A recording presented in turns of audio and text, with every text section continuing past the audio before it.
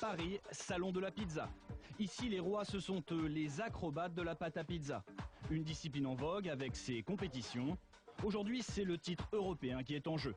C'est spectaculaire et dans un restaurant, ça attire les clients. Ça fait beaucoup de bouche à oreille, hein. Les gens viennent juste pour le spectacle. C'est un show et les gens qui sont pressés en général, quand je leur fais un petit show qui va durer même 30 secondes, 40 secondes, ils sont prêts à attendre 10 minutes de plus. Et un client qui attend, c'est du chiffre d'affaires en plus. On appelle cet art la pizza acrobatique. Elle a même ses champions.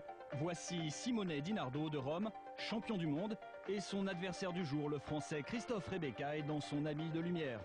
Son inspiration, le patinage artistique. On pense au patinage, au fameux personnage de Candeloro. Donc voilà, c'est vrai que ça y ressemble beaucoup.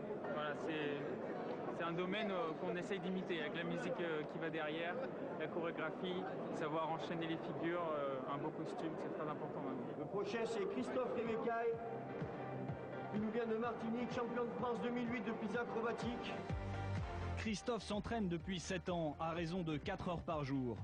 Et en football comme en pizza, France-Italie, c'est une lutte sans merci. Il y a bagarre, il y a une guerre encore entre les deux. J'espère que la France gagne. Qui sont les meilleurs? D'après nous, ce sont les Italiens. Mais il y a encore un peu de technique à prendre pour les Français, mais bon, ils ont fait beaucoup de progrès. Rebecca, Christophe, troisième. Verdict, troisième place pour Christophe le Français. Déjà faire un podium, c'est bien. Et le premier, le champion, Di Nardo Simone. Simone est champion d'Europe. Pour eux, c'est un bon plan. Les plus titrés peuvent empocher jusqu'à 5 000 € par mois. Et pour les patrons de pizzeria, c'est le jackpot. Bravo, on applaudit tous les champions. En termes économiques, ça peut doubler le chiffre d'affaires de votre pizzeria. Parce que forcément, vous allez être connu pour vos exploits acrobatiques. Et les gens viendront vous voir votre pizzeria et donc consommer. Nous sommes à Paris, dans le 18e arrondissement. Derrière cette devanture se cache la première école de pizzaiolo de Paris.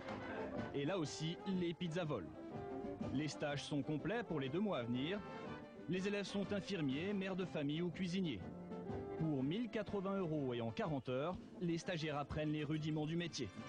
80% des élèves veulent monter une affaire. Comme Stéphane, 36 ans, sans emploi. Il a emprunté 12 000 €. Son projet, créer son business de camion à pizza. Avec la conjoncture, ouvrir un restaurant, c'est pas évident, même ça allait être très difficile. Donc, en discutant avec des amis, je me suis dit, pourquoi pas acheter un camion et vendre des pizzas. Alors, bien, on va là. Allez, c'est bon là. Il est confiant parce qu'une pizzeria, c'est beaucoup plus rentable qu'un restaurant traditionnel.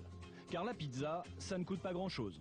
Si on additionne donc les 50 centimes de la pâte, 50 centimes de la tomate, 1 €, on est aux alentours de... On est entre 2,50 € et 2,80 €. Voilà. Tout ça avec des produits de très bonne qualité. On va être vendu entre 8 et 10 €. Donc on est sur des marges à peu près de 4. Pour ne pas être dans le pétrin, Stéphane a fait ses comptes. Avec 25 pizzas vendues par jour, il peut toucher 1 400 € par mois. Là, je m'imagine dans mon camion.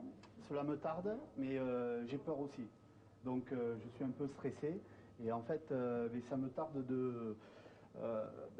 d'en faire. Des objectifs modestes, très loin des chiffres des géants du secteur.